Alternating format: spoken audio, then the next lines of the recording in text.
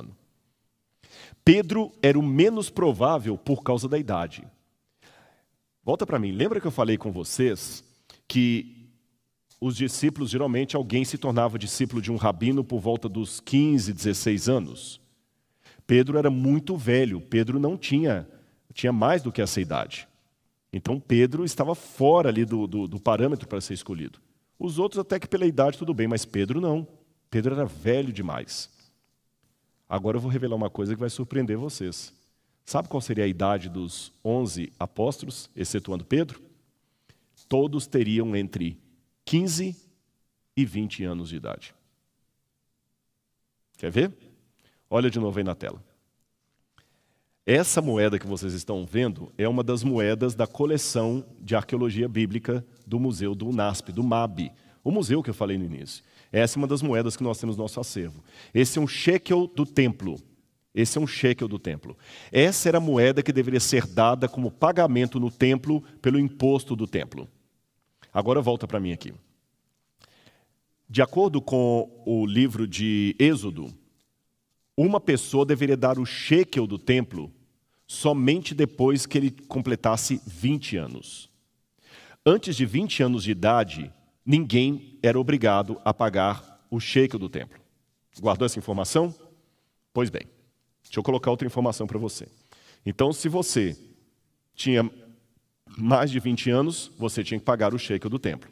Se você tinha menos de 20 anos, você não precisava pagar o shekel do templo. Um dia Jesus estava com seus 12 discípulos na Galileia. Os 12, com ele 13. Alguns questionadores chegaram para ele e falaram assim: escuta, vocês não pagam o shekel do templo? O imposto do templo? Você conhece essa passagem na Bíblia? O que Jesus fez? Ele chamou Pedro e falou: Pedro, para não escandalizá-los, vai lá e pesca um peixe. Pedro pescou o peixe, tirou do peixe uma tetradracma, uma moeda como aquela, e Jesus falou assim: muito bem, Pedro, vai lá e paga por mim e por você. Raciocine comigo. Eram 13. Se Jesus pagou o imposto só por ele e por Pedro, é porque os demais tinham menos de 20 anos e não eram obrigados.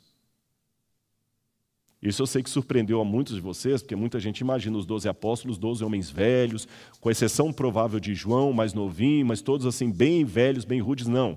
Então, se você está aí na casa dos 15, 16, 20 anos, foi nessa idade que Jesus recrutou os seus 11 discípulos, excetuando Pedro. Ou seja, não espere você ficar muito velho para pregar a palavra de Deus, ele já está chamando você hoje. Outra prova que eu tenho que Pedro era o único que estava acima de 20 anos é que os rabinos aconselhavam o seguinte: a idade de casamento das meninas, eu falei ontem, era mais ou menos 13 anos, 13 a 15 anos era a idade média que as meninas casavam. E os rapazes, a idade média deles podia ser 18 anos, 18 a 20 anos, a idade que um rapaz casava.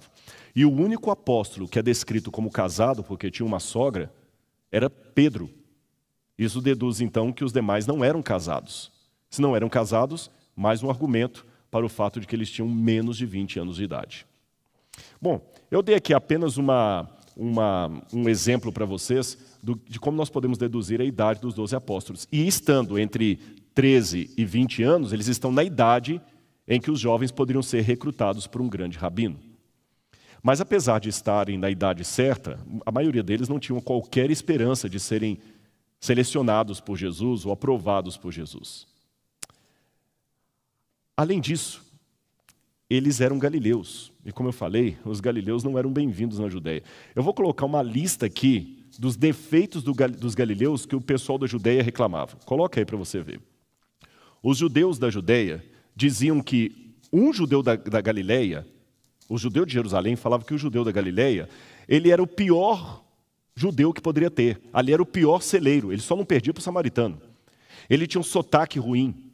O sotaque da Galileia era tão ruim, que Volta para mim aqui. Havia até uma piadinha entre os judeus da época de Jesus, que você sabe que o judeu ele lê a Torá na sinagoga. E uma vez por ano ele pronuncia o nome de Deus ali no tetragrama. Nas outras vezes ele evita falar o nome de Deus. Então, nessa época de Jesus, eles diziam que nunca deveria ser dada a Torá para um galileu ler em público, porque ele podia pronunciar errado o nome de Deus e ofender os anjos. O sotaque dos galileus era motivo de piada aqui embaixo. Tanto é que quando Pedro abriu a boca e começou a falar lá, todo mundo falou, ele é galileu, olha. O sotaque de Pedro o enganou. E talvez você vai se surpreender, Jesus também não escapou do sotaque ruim da Galileia. Tanto é que quando ele gritou na cruz, Eli, Elahi, Elahi, lama sabachthani, Deus meu, porque desamparaste, alguém falou assim, ele está gritando por Elias? Porque o sotaque era tão pesado que eles debochavam do aramaico falado na Galileia. Então não podia ser o melhor lugar para você escolher discípulos. Outro problema. Os judeus da Galileia tinham uma reputação ruim com os romanos por causa das constantes rebeliões que surgiam de lá. Como eu falei, eram religiosos vistos de segunda categoria, eram provincianos. E mesmo depois dos tempos bíblicos, o ministério dos apóstolos continuou desconhecido. Volta para mim. Isso é uma coisa que esses dias eu parei para pensar.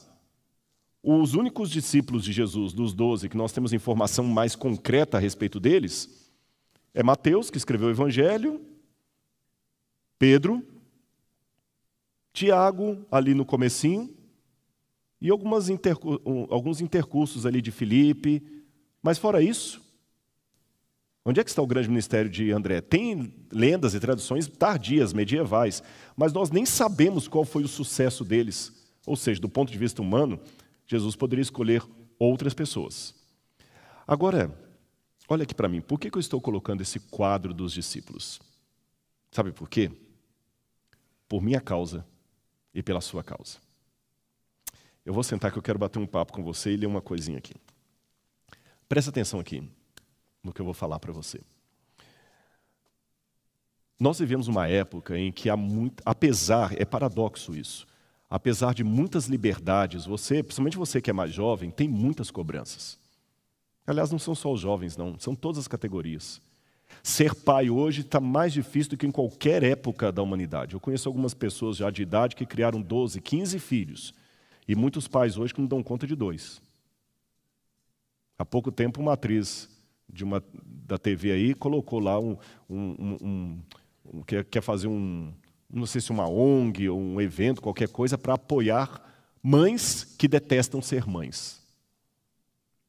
Que ela admite que ela tem filho, mas ela não quer ser mãe. Ou seja, a cobrança está tão grande que antes você criava 13, 15 filhos, hoje os pais têm dificuldade de criar 2. Está difícil ser pai, está difícil ser mãe. Ser professor,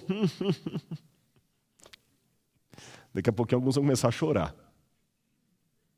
Está cada vez mais difícil, a cobrança é muito grande. Há pessoas entrando em burnout, porque não estão aguentando o peso das responsabilidades.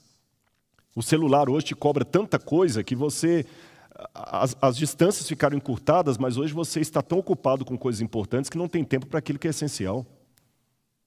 E ser jovem também está muito complicado. O Instagram cobra muito de você. Você tem que estar sempre da hora, você tem que estar sempre descolado, você tem que estar sempre mudando de celular, de roupa e de moda para ser aceito pela galera. Mudando até de linguagem, porque as expressões de hoje já não serão as daqui a algum tempo. E quando você olha com tudo isso aí, eu sei que eu estou falando, não sou psicólogo, mas não preciso ser para falar isso aqui. Tem um provérbio gaúcho que diz, não preciso comer uma chimia para saber que é doce. Eu não sou psicólogo, mas eu já fui paciente. Então eu posso dizer, do ponto de vista de um paciente, que há muitas pessoas nesse momento me ouvindo com problemas sérios de autoestima. Não é? Muita gente. Eu confesso para você uma coisa, e você vai achar esquisito. Deus me deu o dom da cara de pau. Eu vou explicar. Eu não tenho medo de falar para multidões. Eu já preguei para 40 mil pessoas de uma só vez no estádio. Em Angola, nós temos alunos angolanos aqui. Eu não tenho problema nenhum ligou a câmera, pá, eu não tenho medo. Mas não tem uma vez que eu desça do púlpito confiante do que eu fiz. Eu nem gosto de assistir vídeos dos meus sermões. Sabia disso? Eu luto constantemente ainda com algumas armadilhas do problema de autoestima que ainda me assaltam. E por que eu tenho coragem de abrir o meu coração e falar isso para você? É porque eu quero chegar ao seu coração. Porque você talvez tem problemas também de não acreditar em si mesmo. Aliás, tem muita gente que vai para o outro extremo. Ele se torna arrogante. Sabe por quê? É porque ele se sente tão zero à esquerda, tão zero à esquerda. Lembra aqueles filmes das patricinhas de Beverly Hills? Aquela menina que se acha tal. Você vai ver no fundo, ela se sente desse tamanhozinho, por isso que ela tem que botar muito laque no cabelo, tem que colocar muita maquiagem, muita saia curta, porque ela acha que por ela mesma ela nunca será amada, então ela tem que ser algo que ela não é. Sensual, provocante, seguidora de Anitta. Os rapazes, do mesmo jeito. Ele acha que se ele não for fera, que briga, que tem coragem de ser velozes e furiosos. Eu hoje vim de Campinas com a minha esposa. Falei, gente, que estupidez. Uns 5 ou 6 rapazes saindo ali de Arthur Nogueira, empinando a moto com a menina na traseira. Eu falei, eu não sei quem que é mais doido, a menina ou ele. Desculpe se o que eu vou falar aqui até é politicamente incorreto. São pessoas que eu penso assim, se tiver uma diarreia, a cabeça murcha. Mas sabe por que tem isso? Eu vou dizer você por quê. Esperar o pessoal terminar de rir.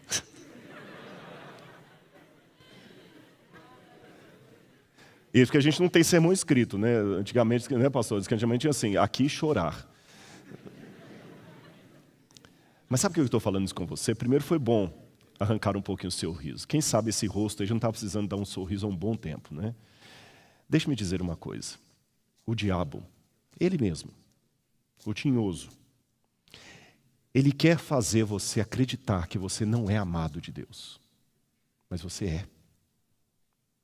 Sabe por que tantas vezes você é tão atacado? Eu assisti um filme uma vez que eu nunca mais esqueci dessa cena. Eu não sei como é que seria a tradução dele em português. Eu acho que é Something About Us, o título em inglês. Alguma coisa acerca de nós. E havia uma mulher, não vou dar spoiler, mas só uma sinopse, que ela cuidava de sem-tetos. O marido achava aquilo ali uma besteira, mas ele aos poucos vai mudando o coração dele e descobre que a mulher estava com um câncer terminal. E quando ele estava, o marido, conversando com um sem-teto que ela ajudou, o sem-teto vira para o marido e fala o seguinte, a senhora Debbie é extraordinária. Aí o marido responde, sim, ela é extraordinária. Aí o sem-teto fala, não, você não está entendendo. Ela é maravilhosa. Ele falou, não sei, ela é maravilhosa, ela faz um trabalho muito bom. Não, você não entendeu ainda, porque você é carnal. Ela é amada de Deus. E o marido falou, como assim? Ele falou, ela é amada de Deus. E o marido falou, mas se ela é amada de Deus, então isso é bom. O sem-teto falou, isso é bom. O único problema é que quando você é amado por Deus, você passa a ser importante para Satanás. Se eu estou falando para você agora, que está questionando assim, por que tanta gente me bate, por que tanta coisa dá ruim? Ora, numa guerra, os primeiros que você mira são os generais. Deus não é sádico. Eu sou feliz. Mas eu já descobri, e isso foi a cura para muitos problemas de autoestima, que muitos ataques que eu recebi é justamente por ser amado por Deus. E essa pode ser a sua história. E quanto àquele complexo que você tem, e os pecados que você cometeu. Por isso eu trouxe a história dos apóstolos para você. Eles não eram os melhores alunos. Nada contra os bons alunos, por favor. Tinha Paulo ali também, que veio com um apóstolo tardio, e que era nota 10. Então também agora não vamos ser medíocres, achar que Jesus só gosta dos que reprovam. Não é bem assim não. Há espaço para todos.